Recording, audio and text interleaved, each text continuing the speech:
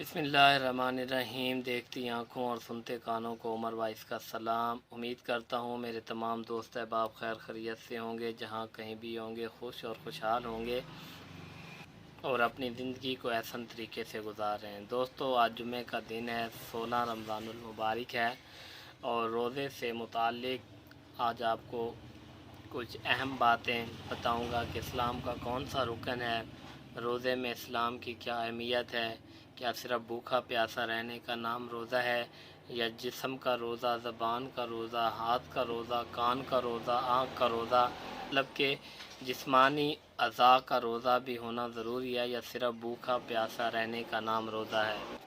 और रोज़े से मुताल्लिक़ कुरान मजीद में क्या कुरानी आयात नकल की गई हैं, वो सब बातें आपको मैं बताऊंगा इस वीडियो में। तो आइए दोस्तों, मैं आपको बताता हूं कि रोज़ा क्या है, कौन सा रुकन है इस्लामी, और रमज़ान में रोज़े रखना कितना अहम है, और जो एक रोज़े नहीं रखता। तो दोस्तों, तौहीद और नमाज के बाद इस्लाम का रुकन रोज़ा है, जो रमज़ानुल मुबारक में एक माह रखे जाते हैं। ये हम सब पर फ़र्ज़ हैं और हर मुसलमान के लिए ज़रूरी है कि वो रमज़ानुल मुबारक के रोज़े रखे। इसी तरह कुरान मजीद में रोज़े से मुताल्लिक़ 4 आयतें बयान की गई हैं, जो मैं आपको बयान करूँगा। वो है कि या अय्युहल्लज़ीना आमनू कुतिबा अलैकुमुस्सियाम कमा कुतिबा अलल्लज़ीना मिन क़ब्लिकुम लअल्लकुम तत्तक़ून। सूरत अल-बक़र की आयत है 185। तो दोस्तों, इसका तर्जुमा यूँ है कि ए ईमान वालो, तुम पर रोज़े फ़र्ज़ किए गए हैं जैसे तुमसे पहले लोगों पर फ़र्ज़ किए गए थे, ताकि तुम परहेज़गार बनो। फिर फरमाया शहरु रमज़ानुल्लज़ी उन्ज़िला फ़ीहिल कुरान हुदन लिन्नासी व बैनाति मिनल हुदा वल फ़ुरक़ान फ़मन शहिदा मिनकुमुश शहर फ़लियसुमहु। सूरत अल-बक़रा की आयत है। इसका तर्जुमा यूँ है कि रमज़ान का वो महीना है जिसमें कुरान नाजिल किया गया, जिसमें लोगों के लिए हदायत और निशानियाँ हैं, ऐसी हदायत की बातें जो सही और गलत में फ़ैसला करने वाली हैं। तो जो इस महीने को पाए उसके रोज़े रखे और इसका एहतराम रखे, और इसका तमाम मुसलमानों पर लाजिम है कि इसका एहतराम और इसको तब महीने के तमाम रोज़े रखना। तो इसका एहतराम और इसका पाबंदी के साथ तमाम रोज़े रखना मुसलमानों पर लाजिम है। तो आपको बताया है कि रोज़ा इस्लाम के बुनियादी अरकान में से एक है, और अल्लाह ताला ने कुरान में भी फरमाया है कि ऐ ईमान वालों, तुम पर रोज़े फ़र्ज़ किए गए हैं जैसा कि तुमसे पहली उम्मतों पर फ़र्ज़ किए गए थे, ताकि तुम मुत्तकी बनो, यानी परहेज़गार बनो। दोस्तों, रोज़ा गुनाहों की मग़फ़रत का ज़रिया भी है, गुनाहों से ढाल भी है, जहन्नम की आग से भी बचाता है। रोज़ा बेहतरीन सिफारिशी भी है। रोज़ेदार की नींद, इबादत, सांस लेना, तस्बीह और दुआ, हर तरह की उठना बैठना मकबूल है।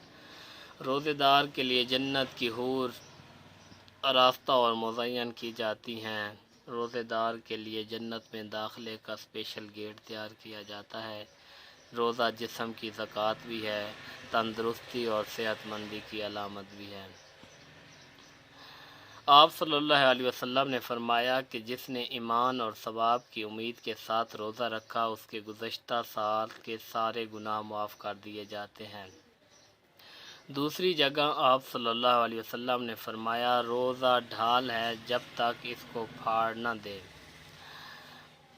रोज़ा जहन्नम की आग से बचाव का मजबूत किला है। आप सल्लल्लाहु अलैहि वसल्लम ने फरमाया, रोज़ा ढाल है और जहन्नम की आग से बचाव का मजबूत किला है। आप सल्लल्लाहु अलैहि वसल्लम ने फरमाया, जिसने अल्लाह की रज़ा के लिए रोज़ा रखा तो अल्लाह उसको जहन्नम से इतना दूर फरमा देते हैं कि जितनी मिक़दार कौवा अपनी उम्र की इब्तिदाई से बूढ़े होकर मरने तक उड़ते हुए मसाफ़त तय करता है।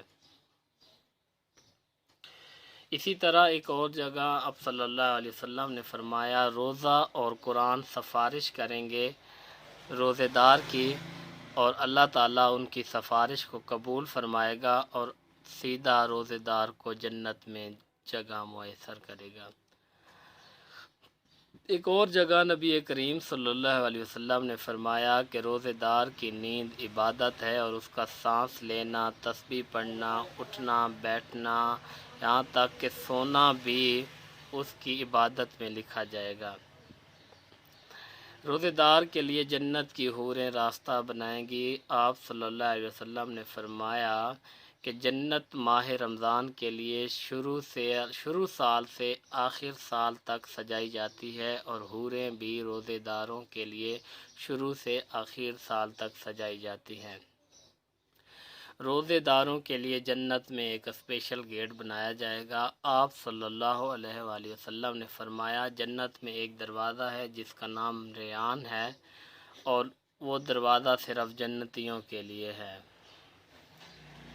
اور قیامت کے دن اس دروازے سے صرف جنتی لوگ ہی گزریں گے۔ تو دوستو، یہ آپ کو رمضان سے متعلق بہت اہم اور اچھی باتیں بتائی ہیں۔ دوسرا، روزہ رکھنے سے ہمارے جسمانی اعضاء جو فاسد مادے جو ہم سارا سال کھاتے پیتے رہتے ہیں، تو ایسی چیزیں جو کینسر کا موجب بنتی ہیں، تو اللہ تعالیٰ نے اس ماہ رمضان کے 30 روزے رکھنے میں وہ تمام کی تمام جو زہریلے مواد ہمارے پیٹ میں جمع ہوتے ہیں وہ ختم ہو جاتے ہیں، تو اس طرح جسم کی زکوٰۃ بھی نکال جاتی ہے۔ دوسرا، روزہ رکھنے سے ہم کو تو لگتا ہے کہ ہم کمزور ہو جائیں، یہ ہو گیا وہ ہو گیا، حالانکہ کچھ بھی نہیں ہوتا۔ انسان اس سے کئی گنا زیادہ صحت مند ہو جاتا ہے، اور اس کی عمر اور برکت میں بھی اضافہ کر دیا جاتا ہے۔ جیسے ہم سارا سال کھا کے تو ہمارے جسم کے اندر فاسد مادے بہت ذخیرہ پا چکے ہوتے ہیں، اور ہم ذرا سی بھوک لگنے پر ہمارا بلڈ جو ہے کنٹرول سے باہر ہو جاتا ہے۔ جب ہم ماہ رمضان کے 30 روزے رکھیں گے تو اس کے ساتھ اللہ تبارک و تعالیٰ جو فاسد مادے ہوتے ہیں وہ تمام کے تمام ختم ہو جاتے ہیں، اور ہمارا نظام اور نظام اعصاب بالکل اپنی روٹین میں دوبارہ واپس کام کرنا شروع کر دیتا ہے، اور ہماری زندگی مزید آسانیاں پیدا کر دی جاتی ہیں۔ تو دوستو، میں امید کرتا ہوں کہ اللہ تبارک و تعالی ہمیں اور آپ سب کو روزے رکھنے کی توفیق دے، اور یہ باتیں جو روزے سے متعلق آپ کو بیان کی گئی ہیں اس کے ساتھ مزید ہمت و طاقت دے، اور اللہ تبارک و تعالی آپ مسلمانوں کے اندر نئے جذبہ سرشار پیدا کرے۔ ملتے ہیں ایک نئی ویڈیو کے ساتھ، تب تک کے لیے اجازت دیجیے۔ اپنے ہوسٹ عمر فاروق کو اللہ حافظ۔